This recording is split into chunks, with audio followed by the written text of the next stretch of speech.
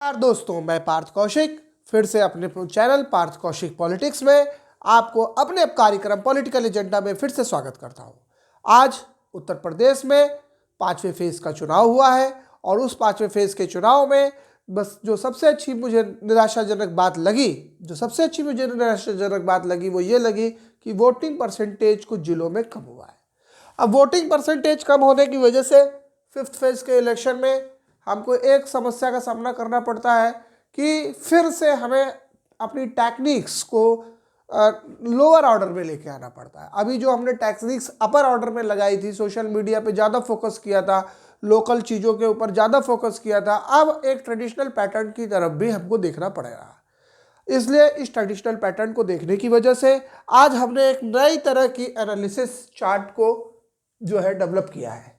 उसका कारण क्या है, मैंने आपसे पहले भी कहा था कि ये जो 5वां, 6वां और 7वां फेज होगा वो टेस्ट मैच की तरह खेला जाएगा। जिस तरह से भारतीय जो है टेस्ट टीम के कप्तान के लिए रोहित शर्मा का चुनाव हुआ है, उसी तरह से अब ये जो चुनाव है वो टेस्ट टीम की तरह होगा।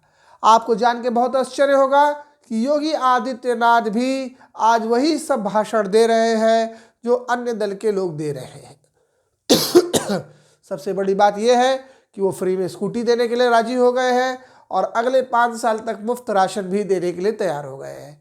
मान्यवर, इन सब चीज़ों से कुछ नहीं होता है। अपने काम पे स्टेक रहना चाहिए, अपने काम को मजबूती से करना चाहिए, उस पर ध्यान रखना चाहिए। फ्री की चीज़ें कितनी बांटेंगे? हिंदुस्तान की आबादी 140 करोड़ है, कितना फ्री करेंगे?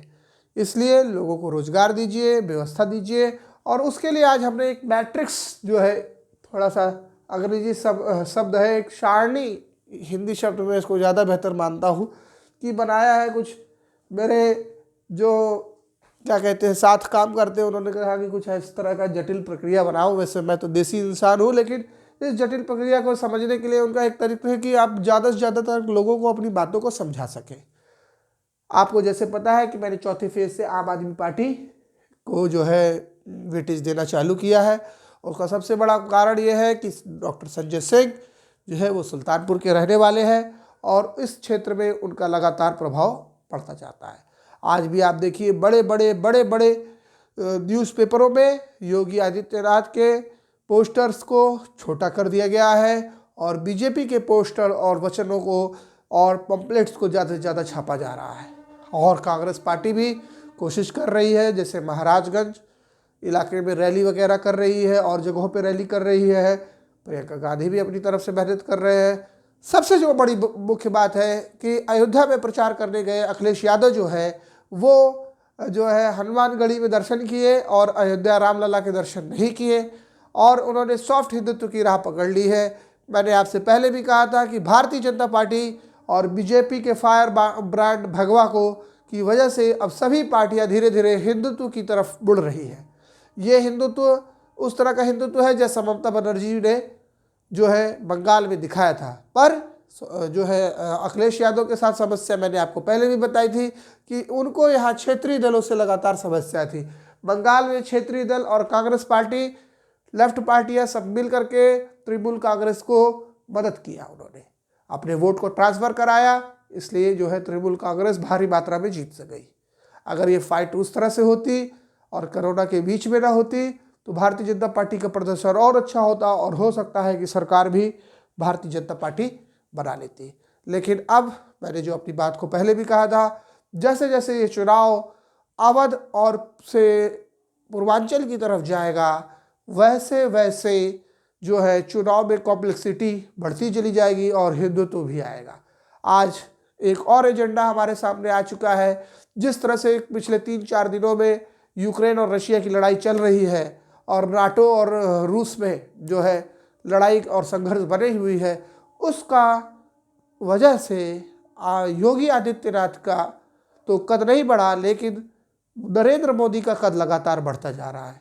और जब नरेंद्र मोदी लगातार परिवारवाद पे और राष्ट्र के ऊपर के नाम पे वोट मांगते हैं, परिवारवाद के खिलाफ वोट मांगते हैं और राष्ट्रवाद के लिए वोट मांगते हैं, तो एक नई तरह की विचारधारा बौद्धिक वर्ग में उत्पन्न होती है।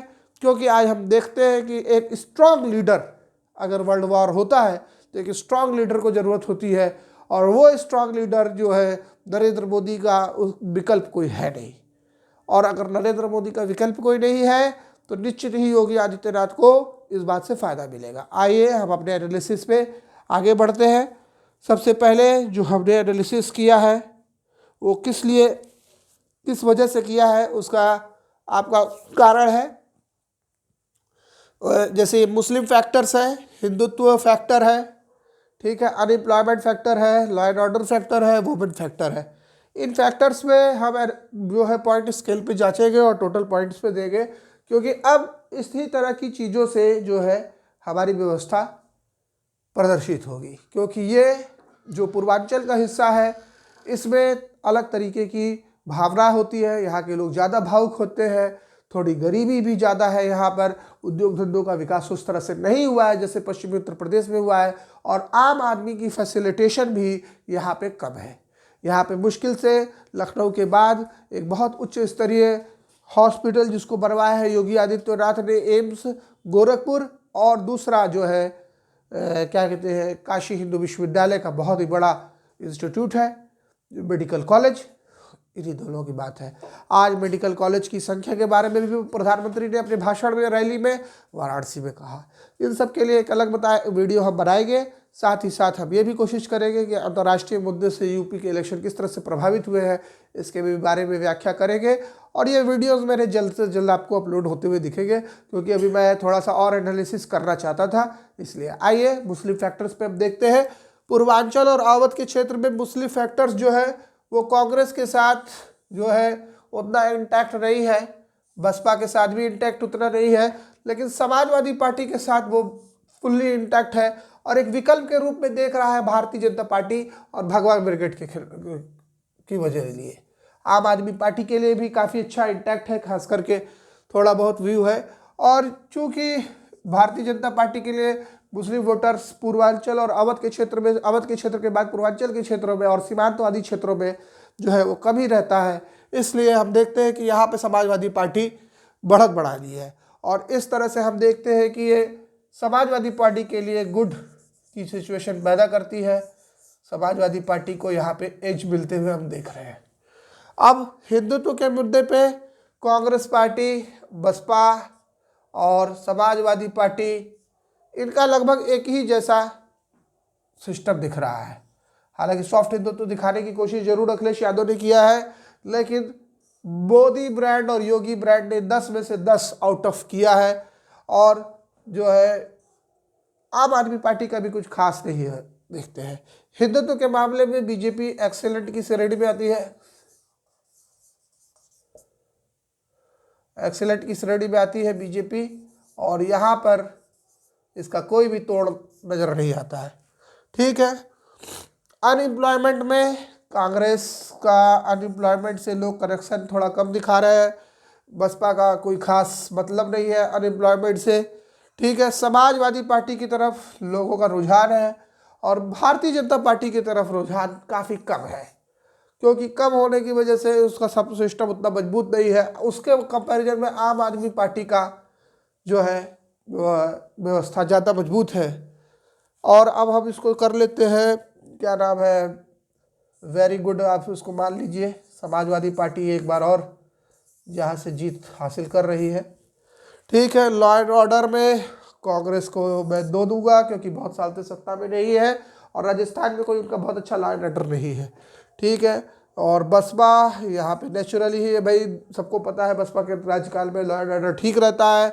समाजवादी पार्टी को मैं यहाँ पे थोड़ा कम अंक देना चाहता हूँ, क्योंकि अभी तक पूर्वांचल के लोगों के मन में इस तरह की भावना समाजवादी पार्टी की तरफ लॉ एंड ऑर्डर को लेकर के उतनी सशक्त नहीं है। लेकिन भारतीय जनता पार्टी के लिए जो है ये सशक्त है, 10 में से 10, क्योंकि पूर्वांचल में सबको पता है अवध के बाद जैसे हम बिहार, गोरखपुर, राजस्थान, क्या कहते हैं, देवरिया, इस तरफ जाते हैं तो हम देखते हैं कि जो है लॉ एंड ऑर्डर के प्रति जनता का बहुत अच्छा रुझान है। आम आदमी पार्टी को भी एक अच्छा रुझान के रूप में हम देख सकते हैं, ठीक है।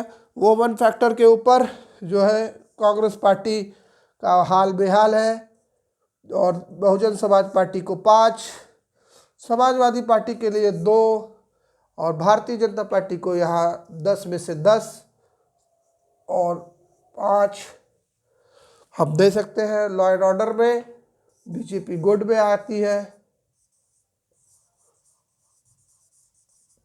और वुमेन सिक्योरिटी में भी गुड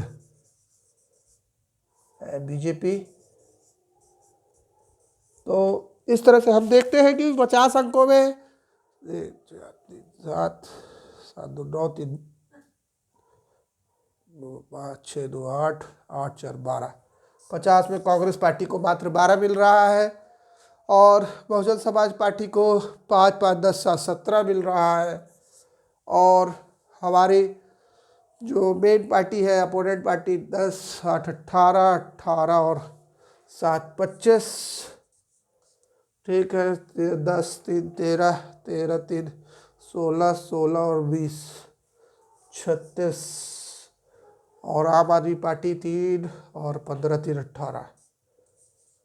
मैंने आपसे पहले भी कहा था कि आम आदमी पार्टी जो है वो अपना एज गेन करेगी और इस तरह से मैं देख रहा हूँ कि फाइटिंग जो है वो लगातार बढ़ती जा रही है और बहुत ज़्यादा फाइटिंग हो रही है भारतीय जनता पार्टी में और अदर पार्टियों में।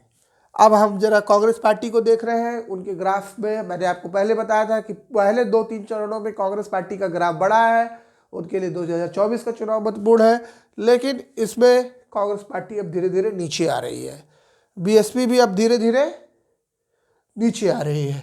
बढ़ रही है कौन? समाजवादी पार्टी। लेकिन पूर्वांचल में जाते जाते इनके रथ पर लगाम लगता हुआ मुझे दिख रहा है, क्योंकि जिस तरह से वर्ल्ड क्राइसिस हो रही है और जिस तरह से हिजाब कंट्रोवर्सी हुई है उसका जरूर से जरूर असर पूर्वांचल में होगा।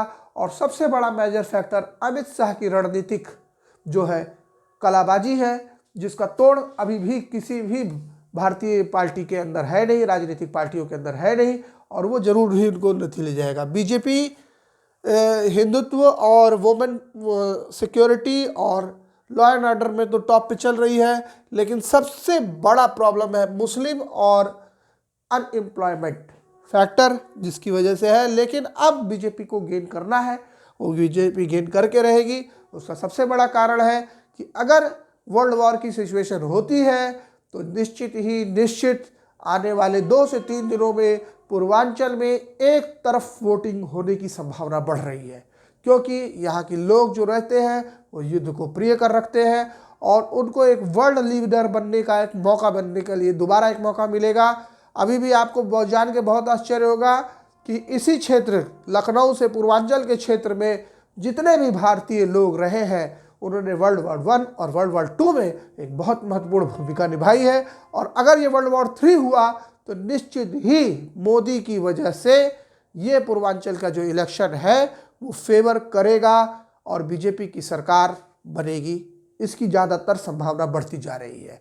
इसी के साथ आज का वीडियो जो है मैं यही ख़त्म कर रहा हूँ। अगले जो वीडियो होंगे वो आपको टाइम टू टाइम में देने की कोशिश करूँगा।